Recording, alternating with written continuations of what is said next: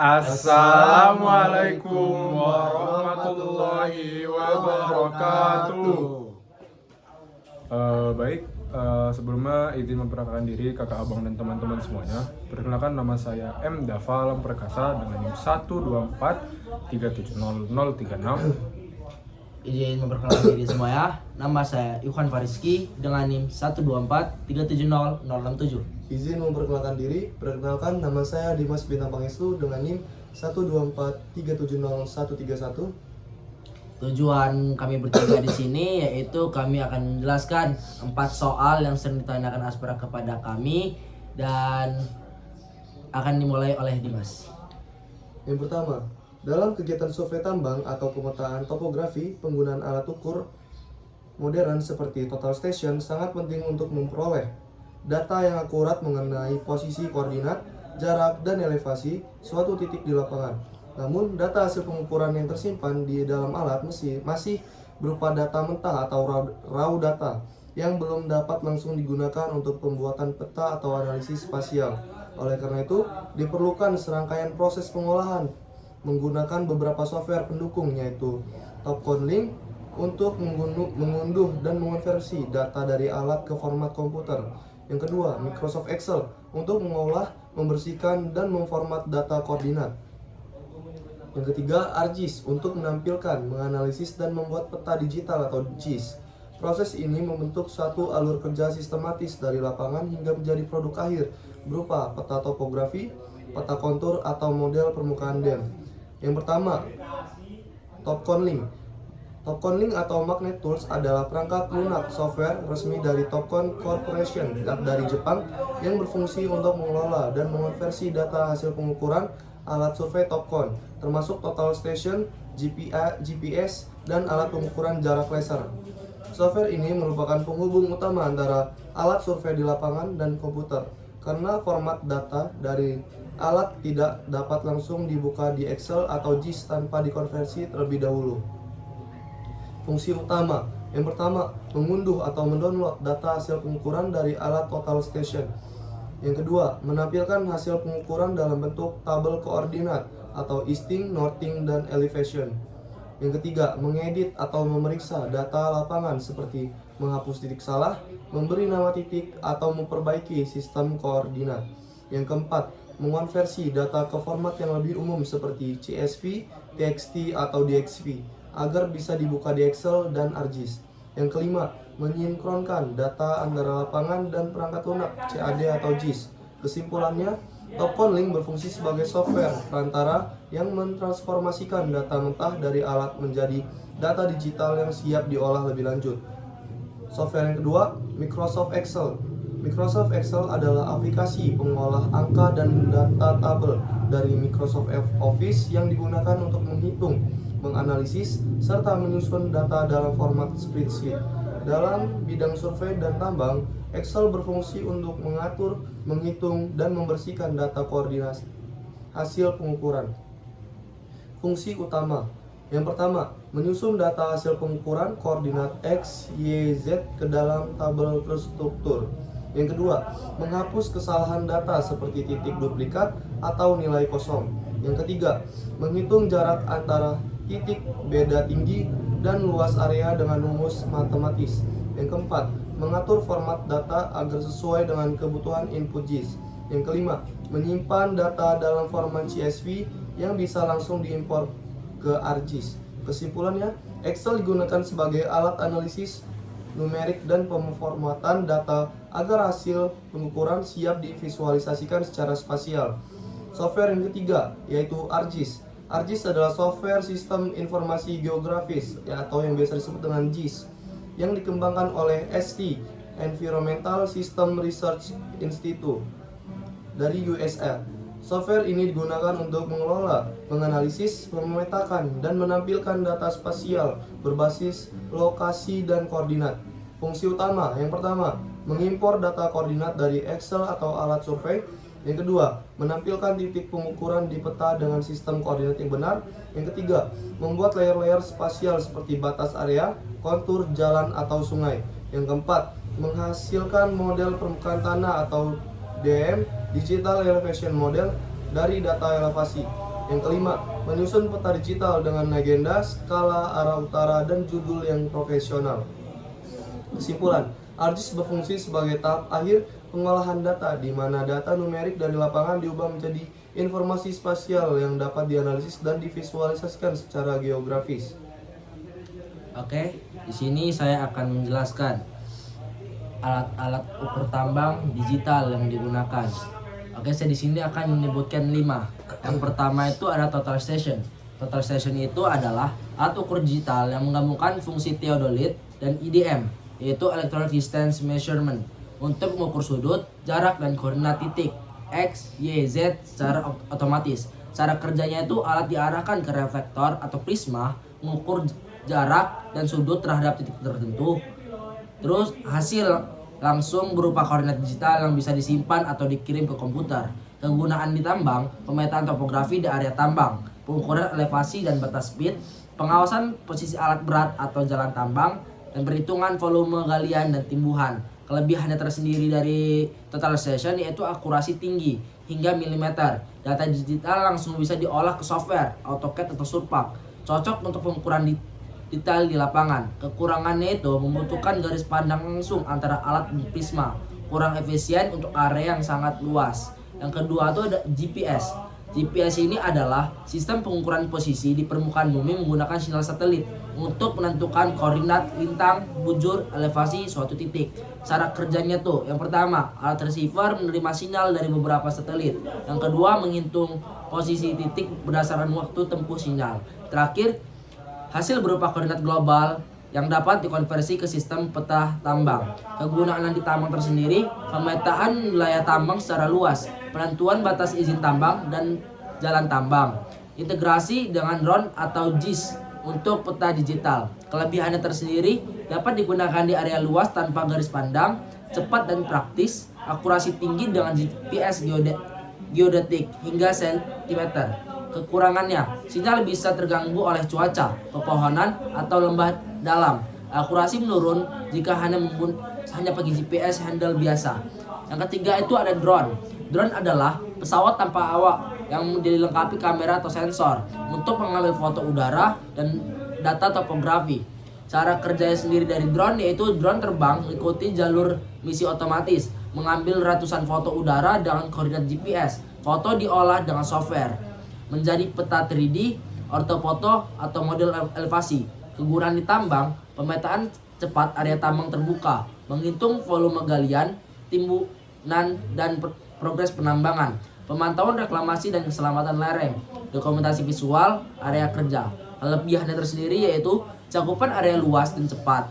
Hasil data 3D sangat detail, hemat waktu dan tenaga. Kekurangan dari drone ini tidak efektif di area tertutup atau bawah tanah, tergantung kondisi cuaca, membutuhkan izin terbang dan operator bersertifikat. Terus yang keempat itu ada LiDAR. LiDAR ini adalah teknologi pengukuran jarak dan bentuk permukaan bumi menggunakan pancaran cahaya laser dari udara. LiDAR sering disebut laser scanner dari udara karena prinsip mirip, hanya saja alatnya berada di atas permukaan. Cara kerjanya, sensor LiDAR mengirim pulsa laser ke permukaan tanah. Pulsa yang mantul direkam untuk menghitung jarak dan posisi titik, menghasilkan data elevasi dan bentuk permukaan bumi. Kegunaan di tambang, pemetaan topografi area tambang terbuka, pengukuran volume galian dan timbunan besar, pemantauan perubahan elevasi dari waktu ke waktu, membantu perencanaan jalan tambang dan reklamasi. Kelebihannya, dapat memetakan area luas dengan cepat, mampu menembus vegetasi, hasil sangat akurat untuk analisis 3D dan kontur. Kekurangannya, biaya survei tinggi, membutuhkan drone atau pesawat dan perangkat pengolahan data khusus. Yang kelima dan terakhir itu adalah laser scanner. Laser scanner adalah alat ukur berbasis sinar laser yang memindai permukaan objek atau area tambang untuk mendapatkan data 3 dimensi dalam bentuk titik-titik koordinat, point cloud. Cara kerjanya, alat memancarkan ribuan hingga ratusan sinar laser ke permukaan objek. Setiap pantulan sinar kembali ke alat dan dihitung waktu tempuhnya. Dari waktu pantulan tersebut, alat menghitung jarak dari posisi X, Y, Z setiap titik. Hasil berupa model 3D digital yang sangat detail. Kegunaan di tambang, mengukur dan memantau stabilitas lereng tambang, menghitung volume galian atau timbunan, membuat peta topografi 3D area tambang terbuka, dokumentasi koordinat pit atau terowongan bawah tanah. Kelebihannya yaitu akurasi tinggi, cepat dan efisien untuk area luas, hasil langsung dalam format digital diolah ke software tambang. Kekurangannya tersendiri yaitu harga alat relatif mahal. Data mentah point cloud membutuhkan software khusus untuk pengolahan. Nah, baik.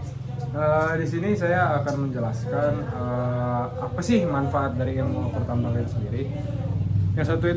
Yang pertama itu ada menentukan posisi dan batas wilayah tambang. Nah, ilmu ukur tambang itu digunakan untuk menentukan koordinat dan batas wilayah kerja tambang, WIUP ataupun VIUP secara akurat. Pengukuran ini penting agar area tambang tidak melewati batas izin yang telah ditetapkan pemerintah atau bertabrakan dengan wilayah tambang lain. Selain itu, data batas wilayah digunakan untuk membuat peta administrasi pertambangan dan dokumen perizinan resmi. Yang kedua itu ada membuat peta dan model topografi. Data hasil pengukuran lapangan digunakan untuk membuat peta topografi yang menggambarkan kontur, elevasi, dan bentuk medan tambang. Nah, peta ini itu menjadi dasar dalam semua tahap perencanaan tambang, seperti desain pit, jalan tambang, lokasi waste dump, dan area penimbunan. Selain itu, dengan bantuan software geospasial seperti Surpak, AutoCAD, Civil 3D, ataupun Micromine, data ukur tambang dapat diolah menjadi model 3D, dan yang mempermudah analisis bentuk dan kondisi lapangan. Nah, yang ketiga itu perencanaan dan desain tambang. Nah, ilmu ukur tambang sendiri itu menyediakan data dasar yang digunakan untuk perencanaan teknis tambang. Nah, dari data elevasi dan kontur, insinyur tambang bisa menentukan desain lereng dan batas pit, jalur jalan tambang, dan lokasi dan kapasitas. Dengan data ukur yang akurat, desain tambang bisa dibuat lebih efisien, aman, dan ekonomis. Nah, yang keempat itu ada pengendalian dan pelaksanaan penambangan. Nah, selama kegiatan operasional, surveyor tambang itu terus melakukan pengukuran kontrol lapangan untuk memastikan aktivitas galian, peledakan, dan pengangkutan sesuai dengan desain dan rencana ilmu ukur tambang rencana. Nah, ilmu ukur tambang sendiri itu membantu mengontrol kedalaman galian, posisi alat berat, dan memastikan kemajuan tambang sesuai target. Yang kelima itu ada perhitungan volume material. Nah, salah satu manfaat paling penting ilmu ukur tambang itu adalah untuk menghitung volume material hasil galian dan timbunan. Dengan membandingkan data topografi sebelum dan sesudah penambangan, dapat dihitung volume overburden, biji, dan waste dump. Hasil perhitungan ini tuh digunakan untuk menentukan produktivitas alat berat, menghitung target produksi harian atau bulanan, membuat laporan produksi dan efisien tambang. Nah, yang keenam itu ada pemantauan kestabilan lereng dan deformasi. Pengukuran secara berkala dilakukan untuk memantau pergeseran tanah, deformasi lereng, atau perubahan elevasi yang bisa menandakan potensi longsor atau ketidakstabilan geoteknik.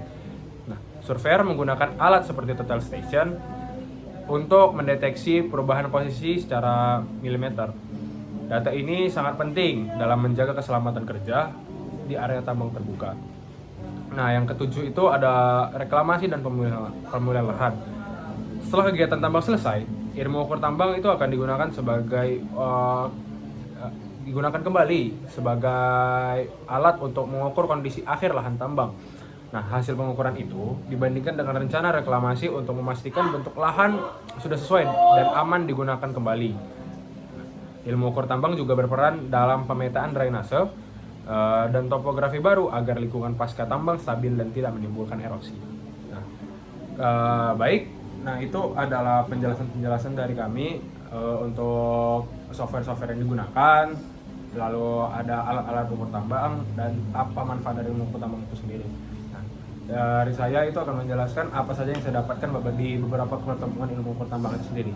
Dari saya itu, saya mengetahui bagaimana cara menggunakan total station pastinya, bagaimana cara saya mendirikan total station, bagaimana cara untuk melakukan centering, lalu leveling. Setelah leveling kita akan meletakkan total station dan leveling ulang. Nah, lalu bagaimana cara saya membuat job, menembak, lalu menginput data ke dalam USB, lalu sedikit bagaimana cara mengolah data itu di Topcon, ke ArcGIS, lalu ke Topcon ke Excel, dan begitu. Itu dari saya. Kalau dari saya sendiri, pastinya saya tahu cara awal pendirian Total Station itu bagaimana. Yang awalnya mungkin bagi saya rumit, ternyata asik. Jadi karena kita udah terlalu sering mendirikan Total Station itu, dari centering, leveling, dan sampai pembuatan job, terus sampai penginputan data ke Excel, dari ke Topcon Link terus ke Excel. Nah, di situ saya udah mulai tahu dan mulai bisa. Dan saya juga sudah melihat hasil dari tembakan saya, tembakan kelompok 4 yang dimana itu berada di ujung A. Nah, terus saya tahu apa itu kayak perbedaan kontur, elevasi itu apa, terus apa aja alat yang digunakan, terus manfaat tadi apa, dan software-softwarenya itu bagaimana cara penggunaannya, terus pengolahan datanya seperti apa. Mungkin itu dari saya. Mungkin kalau dari saya, yang saya dapat dari beberapa minggu sebelum UTS ini, saya mendapatkan ilmu yang sangat bermanfaat bagi saya dan mungkin bagi kawan-kawan saya semuanya. Yang pertama, saya belajar untuk mendirikan tripod, bagaimana cara yang baik dan benar dan cara cepatnya agar mendirikan tripod tersebut tidak terlalu lama. Lalu bagaimana cara mengangkat Total Station itu yang baik dan benar, dan cara menaruhnya di atas tripod yang baik dan benar itu seperti apa. Lalu saya juga belajar untuk leveling, yaitu leveling bullseye, untuk cara agar titiknya itu berada di tengah, posisi tengah itu bagaimana. Dan saya juga belajar cara memasukkan atau dan menembak titik benchmark atau dan backside, dan cara memasukkannya ke dalam koordinat yang ada di dalam Total Station. Dan saya juga belajar cara menembak yang baik dan benar agar tidak terjadi yang namanya overwrite. Terus lalu saya juga belajar tentang apa saja software yang digunakan dalam mengolah data yang telah kita ambil di lapangan, yaitu ada 3. Yang pertama itu ada Topcon, lalu ke Excel, dan lalu ke ArcGIS untuk melihat peta ininya. Mungkin dari saya itu saja. Baik, terima kasih atas waktunya Pada Kakak, dan yang utama itu kami dari kelompok 4 ini ingin memohon maaf atas segala kesalahan kami, dan kesalahan-kesalahan ini akan menjadi pelajaran buat kami untuk menjadi lebih baik, dan harapannya kakak dan abang menjadi tetap semangat untuk mengajari kami untuk ilmu kurtambang ini. Baik, terima kasih. Wassalamualaikum Warahmatullahi wabarakatuh. Ucapan, Mas.